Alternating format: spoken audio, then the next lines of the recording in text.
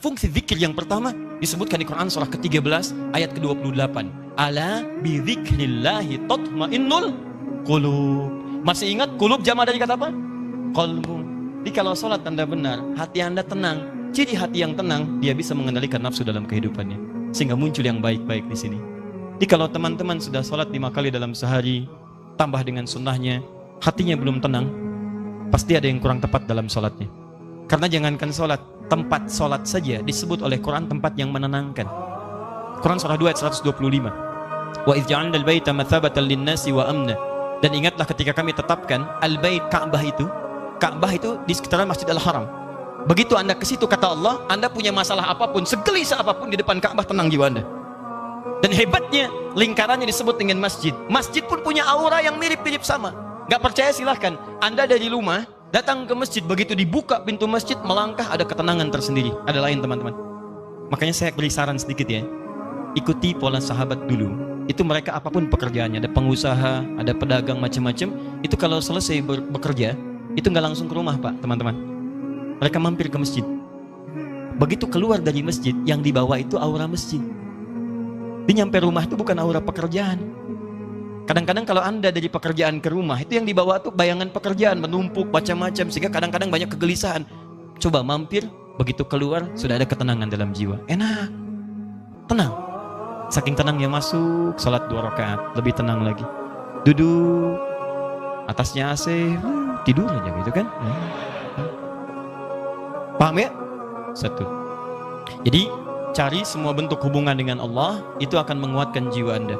Di antara kalimat zikir nanti turunkan, ada sholat, ada baca Quran. Makanya kalau nggak percaya silahkan, Anda sedang gelisah, buka Quran. Sudah, nggak mahal kok, buka mushaf, baca Quran, seketika tenang. Habis itu gelisah lagi. Ya. Kenapa? Belum selesai, baca lagi, minta sampai tenang jiwa Anda. Doa, Quran surah 7 ayat 205, wadhkur rabbaka fi nafsik, doa disebut dengan zikir. Makanya kalau sedang gelisah jangan mengeluh. Nggak ada ayat tentang keluhan. Kalau ada ayat tentang keluhan di Quran, insya Allah saya jadi orang pertama yang mengeluh. Nggak ada teman-teman. Bahkan binatang pun tidak mengeluh dalam kehidupan. Kerjakan. Semut nggak ngeluh. Silahkan cek. Kera tidak mengeluh. Ayam tidak mengeluh. Cek. Nih lihat. Ini ada wajan. Ini ada cacing sini. Di bawahnya kita kasih api di sini. Maka cacing akan bergerak-gerak. Pindah dia kan? Baik. Kenapa dia bergerak? Bukan panas. Bukan, karena cacing tidak mampu untuk mengeluh. Aduh panas, aduh sakit, aduh. Kalau semua aduhnya kapan dia pindahnya? Siapa pernah dengar? Coba kalau nggak percaya panaskan. Dengar nggak kalimat aduh, nggak ada. Silakan cek, nggak ada. Dia gerak aja supaya menghindar dari kepanasan. Anda itu nggak pernah tuntas masalah bukan karena Anda kurang hebat, barangkali banyak ngeluhnya. Dan Anda kurang tenang bukan karena kurang kaya, kurang takwanya, ini poinnya. Dan kurang ibadahnya. Itu bagian pertama. Masih ada waktu, masih. 2. Ini. Rumus cepat. 2. Ini indah sekali di Quran.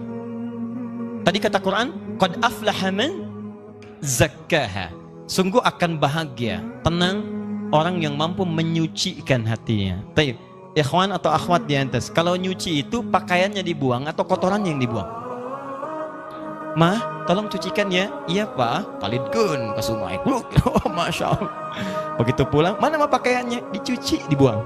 Tidak. Nyuci, membuang kotornya. Kadang-kadang kotor itu mesti ada untuk nampak yang bersihnya. Sebab kalau kotor nggak ada, yang bersih nggak akan kelihatan. Allah ciptakan marah bukan untuk menjadikan Anda pemarah, tapi supaya sabarnya muncul. Sebab kalau nggak ada marah, nggak akan ada sabar. Kan mustahil ujuk-ujuk tiba-tiba datang kepada saya. Nggak ada hujan, nggak ada angin, nggak ada masalah, tiba-tiba sabar Ustadz, sabar. Saya cuma tanya, sehat? Ya.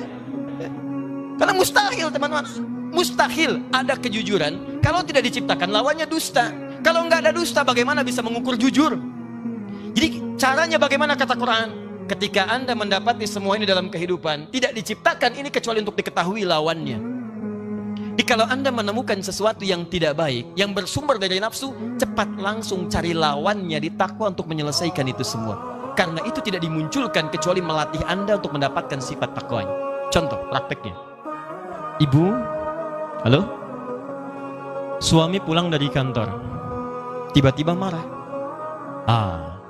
Marah saat dititipkan pada suami, hakikatnya isyarat Quran bukan ingin menjadikan suami pemarah, bukan. Tapi dititipkan marah pada suami supaya sabar di ibu itu muncul. Sebab di depan itu banyak persoalan yang membutuhkan sabar yang lebih. Kalau pada yang ini aja nggak bisa sabar, bagaimana mengatasi yang di depan? Diberikan kesabaran itu. Dititipkan marah pada suami bukan untuk menjadikan suami pemarah. Jadi kalau suami pulang marah misalnya, maka lihat cara bacanya.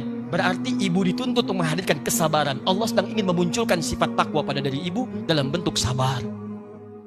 Ibu ingin dekat dengan Allah? Ingin. Baik, sekali lagi ingin dekat dengan Allah? Kunci dekat dengan Allah, sabar.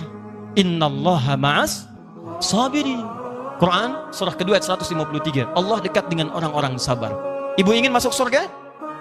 Kunci masuk surga, sabar. Quran surah 13 ayat ke-28. Kalimat malaikat pertama menyambut orang ahli surga, salamun alaikum bima sabartum. Selamat, Anda bisa masuk surga karena sabar. Jadi kalau ada suami marah, datang ke rumah, berbahagialah bu. Kenapa? Karena pada saat itu, ibu dititipkan oleh Allah langsung cari lawannya. Mama! Alhamdulillah, sabar. Ya Pak, Masya Allah. Ini kadang-kadang tertukar. Suami marah, ibu lebih galak. Masya Allah. Mama, kenapa Pak? Mama kenapa? Papa kenapa? Mama gak tahu kalau Papa ini matahari, pemimpin. Papa gak tahu kalau Mama bulan. Dengan kekuatan bulan, aku menghukummu. Ini repot. Gak nyambung. Gak beres-beres kalau begitu.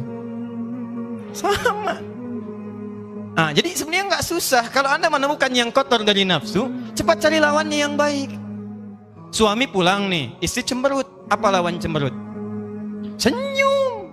Jadi begitu Anda pulang ke rumah, lihat istri cemberut. Ini Anda tinggal senyum. Assalamualaikum. Dik. Kayaknya kenal. Udah gitu. Ya, cuman memang teorinya mudah, prakteknya tidak sederhana itu. Betul. Ustadz juga sama. Makanya jarang ada ustadz ceramah bawa istrinya, jarang itu. Jarang sekali.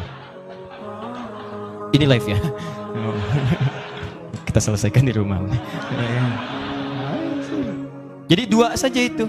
Pertama, bangun hubungan dengan Allah, zikir. Makanya Anda kalau temukan kalimat-kalimat ibadah itu semuanya takwa ujungnya. Nanti sebentar lagi puasa. Apa tujuan puasa? Takwa. Quran surah 2 ayat 183, paling kiri sebelah atas. Ya ayyuhalladzina amanu kutiba alaikumus kama kutiba alal ladzina min qablikum la'allakum takwa. Anda mau haji, takwa bekalnya. Quran surah 2 ayat 197, paling kanan sebelah atas. Al-hajju asyhurum ma'lumat faman farada fihinna al-hajja fala rafatha wala fusuqa wala jidala fil hajj wa ma taf'alu min khairi ya'lamhu Allah wa tazawwadu fa inna khairaz zadi taqwa. Mau haji, takwa muaranya. Mau puasa, takwa. Salat, takwa. Infak, sedekah, takwa. Semua takwa. Ternyata tujuan ibadah itu ketika Allah bebankan pada kita bukan untuk menjadi beban dalam kehidupan, tapi ingin membuat Anda bahagia karena takwanya muncul. Makanya selesai sholat, selesai infak, selesai baca Quran, ditutup ayatnya. Quran surah 2 ayat kelima. Lihat, ulaika ala hudam min rabbihim wa ulaika humul muflihun. Qad aflaha man zakkaha wa ulaika humul muflihun. Bahagialah mereka semua. Di ketika Allah minta kita sholat, Allah minta kita bahagia. Aneh kalau ada orang diminta bahagia nggak mau bahagia, itu orang aneh. Makanya ketika Anda dipanggil sholat, hayya 'alas shalah, Anda tanya, kenapa kami sholat ya Allah? Dijawab, hayya 'alal falah. Ayo saya kasih bahagia. Yang belum bahagia datang ke sini. Anda orang kaya, Anda orang hebat, belum bahagia. Cek, bukan karena Anda kurang hebat dan kaya, Anda kurang takwa. Karena ketika Anda takwa, masalah Anda selesai. Quran surah 65 ayat 2 dan 3. Wa may yattaqillaha yaj'al lahu makhraja wa yarzuqhu min haitsu la. Selesai. Quran surah 2 ayat 189. Wattaqullaha la'allakum tuflihun. Anda takwa, ini nafsu turun. Begitu turun, maksiat hilang. Begitu hilang, dosa diampuni. Turun Quran surah ke-8 ayat ke-29. Jelas kalimatnya. Wa may yattaqillaha yukaffir anhu sayyi'ati. Siapa yang meningkatkan takwanya, maka keburukannya kami akan hilangkan. Hapus. Lihat contohnya. Anda berbuat maksiat, naktar sauda, seperti tinta begini. Anda kerjakan kebaikan, hapus. Tapi ingat, dosa itu seperti menulis di papan tulis. Tintanya ringan, mudah untuk dihapus. Tintanya sulit, tidak mudah untuk menghapusnya. Butuh waktu, butuh perjuangan. Kadang-kadang Anda mesti berjuang. Seperti saya. Berjuang, datang sendiri, nerangin sendiri, nulis sendiri, ngapus sendiri. Nah sama. Nah, akhirnya.